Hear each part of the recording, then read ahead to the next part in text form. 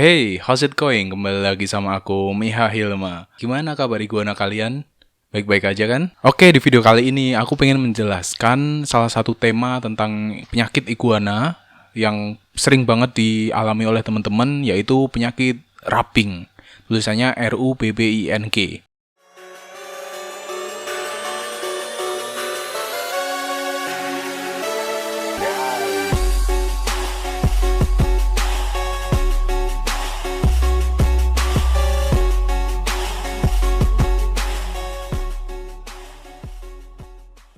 Jadi, rubbing ini sendiri adalah penyakit atau luka pada iguana disebabkan oleh iguana yang terlalu aktif, agresif, dan bisa aja iguana itu stres. Jadi, teman-teman, iguana itu juga bisa stres, bisa bosen. Bisa aja dia bosen dengan makanannya, atau bosen dengan kandangnya, atau udah merasa nggak nyaman di kandangnya. Bisa aja kandangnya itu kurang nyaman, nggak kalian kasih tempat tenggeran gitu, nggak kasih tempat minum, terus kotor, bisa aja banyak faktornya. Jadi bisa aja menyebabkan iguana nggak nyaman dan merasa bosen dan merasa pengen keluar lah intinya. Jadi rubbing itu sendiri adalah penyakit atau luka yang disebabkan oleh iguana yang stres atau agresif sehingga dia menyundul-nyundulkan moncongnya, mulutnya itu sundul-sundulin ke kandang atau nabrak-nabrakin mulutnya ke kandang, banyak faktornya. Intinya dia pengen keluar dari kandang itu jadi nabrak-nabrakin. Di sini teman-teman ada nggak iguana yang pernah kayak gitu? Terus kalian ngapain? Coba komen di bawah ya. Nah, dengan perilaku iguana yang seperti itu, biasanya terjadi luka pada mulut iguana. Nah, luka tersebut biasanya di dunia iguana itu disebutnya dengan rubbing. Terus gimana sih kita bisa tahu kalau iguana kita rubbing apa enggak? Itu terlihat secara visual ya. Kita bisa ngelihat. Biasanya mulutnya lebam, terus bisa aja sobek, bisa aja berdarah sampai kayak orang sariawan gitu tapi parah banget. Terus yang paling parah biasanya kalau misalnya iguana itu terlalu agresif, itu nyundul-nyundul sampai cuil mulutnya. Terus kalau udah kayak gitu kita harus gimana? Nah, solusi yang harus kita lakukan pertama-tama cepatlah ambil air. Karena itu termasuk luka luar, jadi kita ambil air untuk membersihkan luka tersebut agar terhindar dari penyakit atau kotoran. Bisa aja kan luka tersebut kena kotorannya dia terus jadi infeksi. Kita pertama ambil air, kita bersihin dulu, kita pastiin apakah di situ ada kotoran apa enggak atau sisa-sisa makanan atau pup temennya atau apalah itu. Setelah itu, setelah bersih, kita ambil Revanol. Revanol kalian tahu kan? Yang kuning itu biasa kita buat luka. Nah, itu kita ambil Revanol, terus kita ambil betadine. Betadine yang buat manusia nggak apa-apa.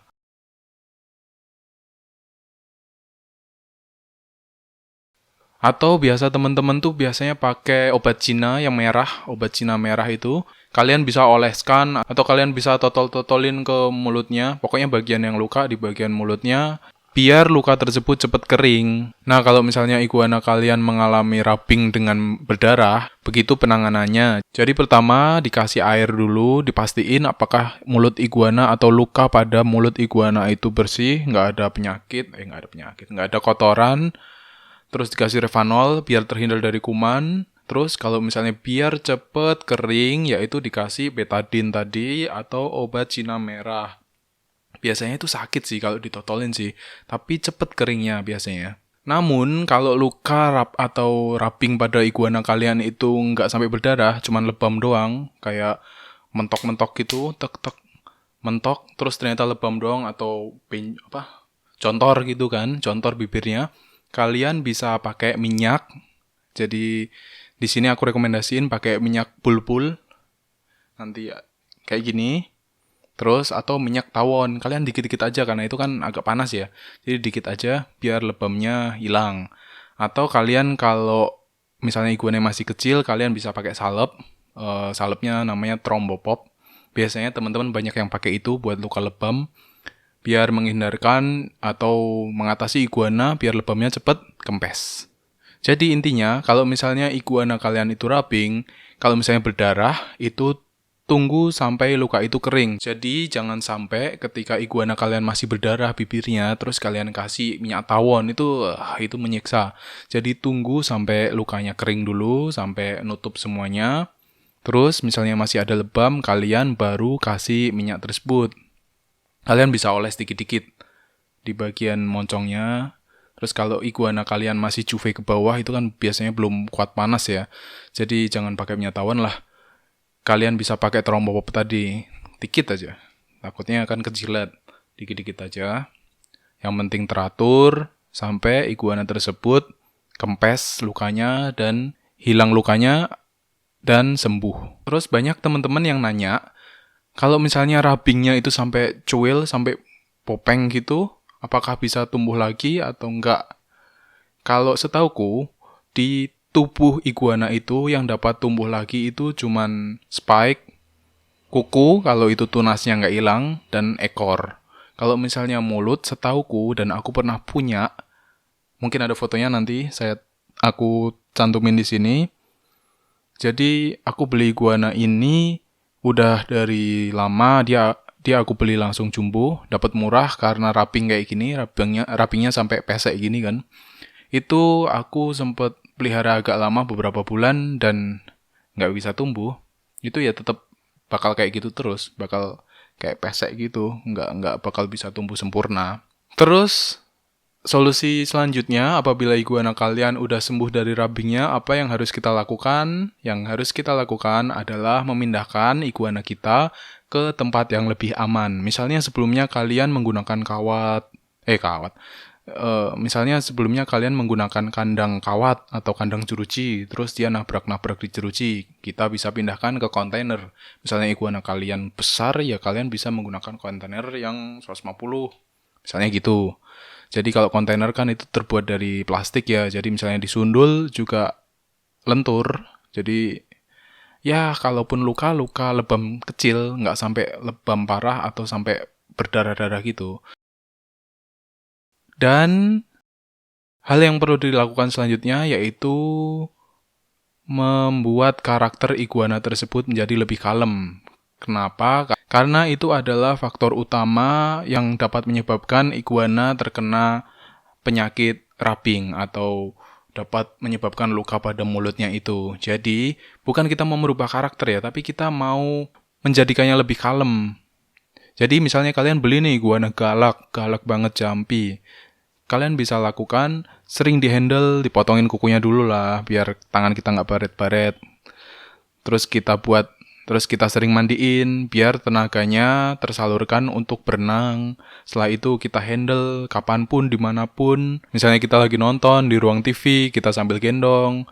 Terus kita ngobrol-ngobrol sama teman sambil digendong. Kita kemanapun kita sering gendong. Jadi iguana terbiasa sama kita, sering bau tangan kita. Jadi iguana menjadi lebih kalem lagi, karakternya nggak galak seperti saat beli. Yang mana nantinya dapat menguntungkan kita ketika kita masukin ke kandang, dia nggak panik, nggak nabrak-nabrak, nggak dapat menyebabkan luka. Soalnya ketika iguana kita galak atau karakternya agresif, bukan cuma rubbing, kadang ekornya bisa putus, ekornya kadang nyelip di kandang. Banyak tuh kejadian dari teman-teman, ekornya iguana nyelip di kandang jeruji, terus ketika kita deketin, iguananya kaget, langsung lompat. Ekornya masih ketinggal, masih kecepit di situ, kejepit jerujinya, yang mana dapat menyebabkan putus. Kan sayang kalau misalnya kita belinya mulus, tahu-tahu karena dengan karakter seperti itu kita dapat menyebabkan iguana kita minus. Kan sayang ya.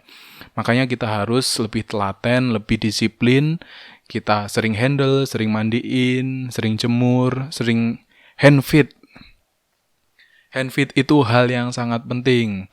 Kita misalnya beli sawi nih, sawi kita potek, kita suapin dengan tangan kita, nggak apa-apa, jangan takut digigit.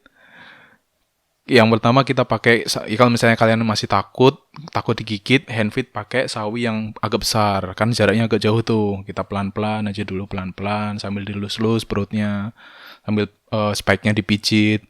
Pelan-pelan lah, iguana itu bisa lebih kalem, lebih slow, lebih kenal kita lah. Sering mencium bau badan kita, tangan kita, lebih kalem, lebih slow. Jadi menghindarkan hal-hal yang nantinya dapat melukai dirinya dia sendiri ketika dia ada di dalam kandang. Oke, kalau kalian udah memindahkan iguana kalian ke dalam tempat yang lebih aman, ke kontainer atau ke kegs atau ke tempat yang lebih aman yang tidak dapat menyebabkan iguana itu terluka.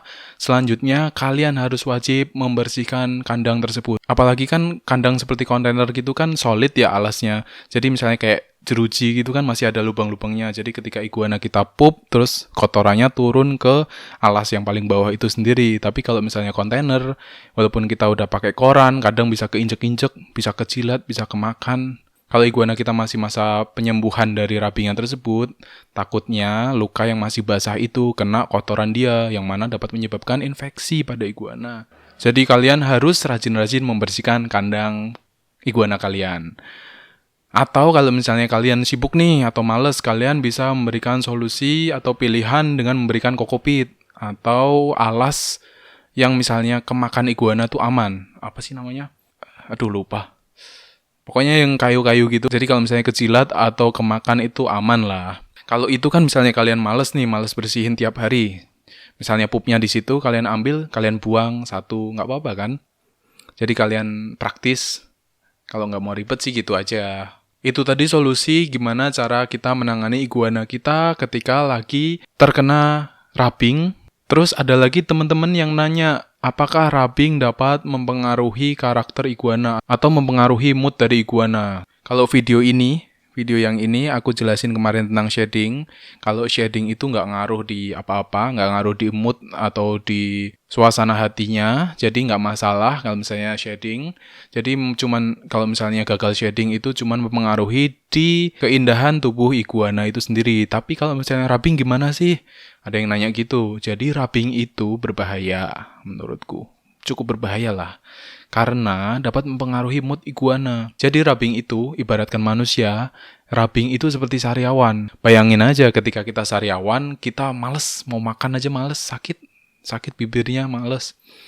Terus kan perih juga, mau minum, mau makan, perih.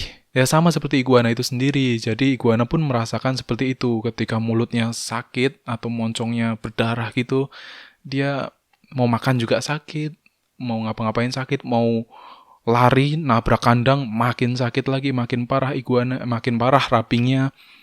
Jadi itu menurutku cukup berbahaya karena dapat mempengaruhi mood dan malah yang karakternya galak makin menjadi agresif. Jadi kalian harus menghindari itu. Buat teman-teman yang masih pemula, masih awal pelihara iguana, takut menghindari rubbing, kalian bisa melihat karakter iguana kalian yang baru kalian beli itu.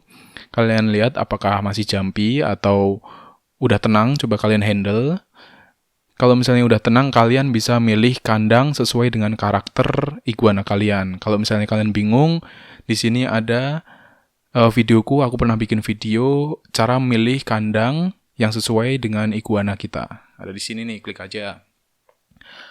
Oke, mungkin gitu aja untuk penyakit rubbing.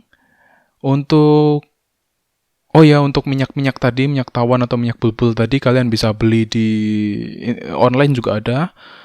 Di Indomaret, nggak tahu ya, belum pernah lihat. Coba kalian online aja di situ, kayaknya harganya juga murah dan insya Allah aman. Kalau Thrombopop tadi, aku pernah beli atau pernah lihat di apotek. Oke, mungkin gitu aja video kali ini, pembahasan tentang rubbing. Semoga kalian nggak bosen-bosen dengan video dengan channel ini. Mungkin gitu aja, apabila ada pertanyaan silahkan komen di bawah, nanti aku usahakan untuk membalas. Jangan lupa like dan share video ini, dan subscribe channel ini, agar semakin maju dan bermanfaat. Aku Miha Hilma, bye!